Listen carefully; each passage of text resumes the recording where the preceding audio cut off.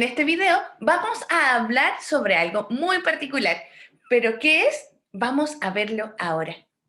Es algo que todos conocemos y vamos a hablar sobre los cuentos. Pero para poder hablar de cuentos, tenemos que leer uno.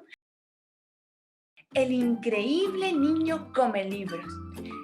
Entonces, a Enrique le encantaban los libros, pero no como a ti y a mí. No, para nada. A él le gustaba comérselos. Todo empezó por error una tarde que estaba distraído.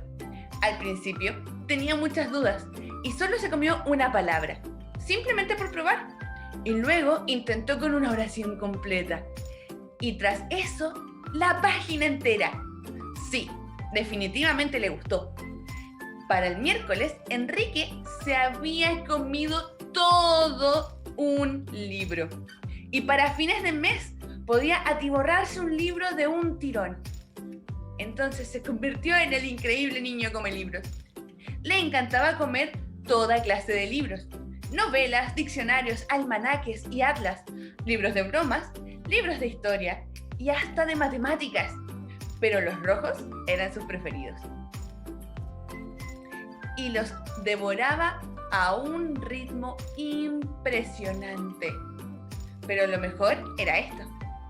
Mientras más comía, más listo se hacía. Y entonces el libro entra a la boca, la información llega al cerebro, el cerebro crece y la barriga queda llena. Una vez comió un libro sobre pececitos y en el acto supo qué darle de comer a Ginger. Y en muy poco tiempo pudo resolver los crucigramas de su padre en el periódico. Hasta era más listo que los profesores de la escuela. A Enrique le gustaba ser listo. Creía que de seguir así, bien podría llegar a ser la persona más lista del planeta. Y así siguió comiendo libros. Y se fue haciendo más listo. Y más listo. Y más listo. Pasó de comer un libro entero a comerse 2 o 3 de un solo golpe. Libros sobre cualquier cosa. No era nada melindroso, es decir, que no era mañoso. Y quería saberlo todo. Pero las cosas entonces empezaron a ponerse complicadas. Empezó a tener pesadillas.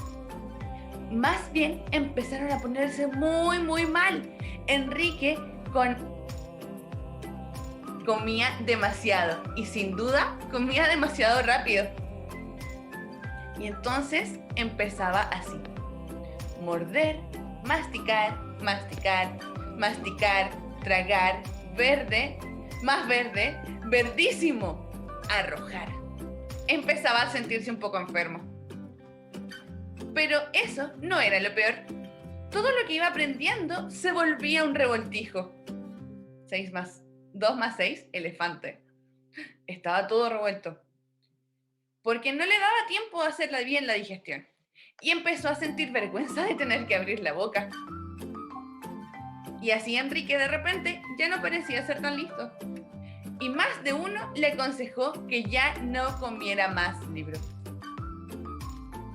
Y dejó pues de comer libros y cuando quedó triste un largo rato en su cuarto, ¿qué iba a hacer ahora?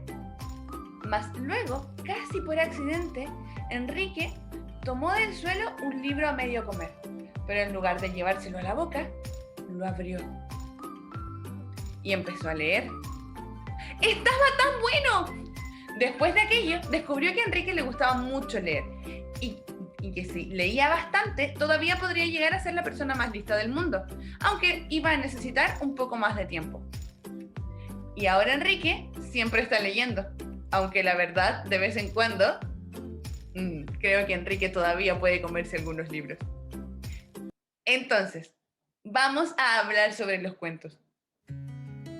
Los cuentos, todos hemos escuchado uno, y si no había escuchado uno antes de esta clase, ahora sí escuchó El increíble niño come libros.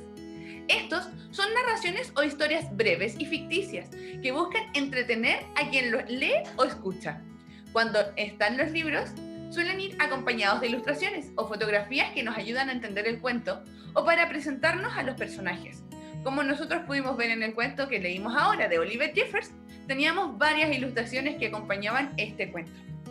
Las características del cuento son 4, y es que es breve, es decir que es corto, es ficticio. Este cuento no es real. Si nos dimos cuenta, es imposible que alguien pueda comerse un libro y hacerse más listo después de comerlo. Su función es entretener. No busca enseñarnos absolutamente nada, aunque hay algunos que sí. Pero la función principal es que podamos estar entretenidos leyendo el libro. Y también tiene un narrador. Alguien nos está contando esta historia. Este narrador puede ser alguien externo, como en el asombroso niño come libros, o puede ser un mismo personaje que nos esté narrando su historia. Existen muchos tipos de cuentos. No todos son iguales y no todos tratan los mismos temas. Hay algunos que son infantiles, otros que son policiales, de misterio, de terror, son fantásticos. Hay muchos tipos de cuentos. La estructura del cuento sí es la misma para todos. La mayoría tienen la misma estructura. Hay algunos que se desordenan, pero los que nosotros vamos a mirar siempre van a tener un inicio, un desarrollo y un desenlace. A diferencia de los textos no literarios, los cuentos no se distinguen por su estructura externa, es decir, tú no miras un texto y sabes al tiro que es un cuento, sino que es porque tiene un inicio, desarrollo y desenlace.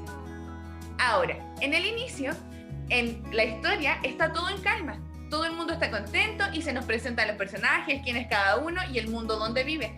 Por ejemplo, en El asombroso niño come libros, nos cuenta que era un niño que comía libros porque quería ser la persona más inteligente del mundo, y nos cuentan algunas de sus aventuras y cómo inició esto de empezar a comer libros. Luego, en el desarrollo se nos presenta un nudo, que es un problema o un conflicto del personaje principal, y es que este debe de resolver, pues el nudo desordena el mundo en el que vive. En el desarrollo contiene todos los eventos del cuento, pues son todas las acciones que se realizan para solucionar el conflicto. En El asombroso niño come libros, Enrique comienza a tener problemas porque come muchos libros y no alcanza a hacer la digestión, entonces todas sus ideas se revuelven. Y ahí empieza nuestro conflicto. Luego tenemos el desenlace. El personaje principal soluciona el nudo y todo vuelve a estar en calma, pero no significa que vaya a estar como antes. En el caso de Enrique deja de comer libros y pasa a leerlos. Entonces ahí volvemos a la calma, vuelve a querer ser la persona más lista del mundo, pero ahora va a esperar y va a leer para poder lograr su meta. Entonces, a eso nos referimos con la estructura de un cuento. Podemos verla como una montaña rusa. En el inicio siempre está todo calmado y comienza el desarrollo cuando empezamos a subir la montaña rusa. Luego, el fin del desarrollo está aquí, cuando el problema ya se soluciona, y tenemos el desenlace, cuando nos empiezan a contar cómo está de nuevo el mundo en orden. Si se fijan, entonces, aquí todo parece estar en calma, luego se nos revoluciona un poco el mundo, y luego pasamos a estar tranquilos nuevamente. Y ahora, como vimos, ya que son los cuentos y cuál es su estructura, va a tener que ir a Classroom a hacer su tarea. Cuídense mucho, pequeños. Bye, bye.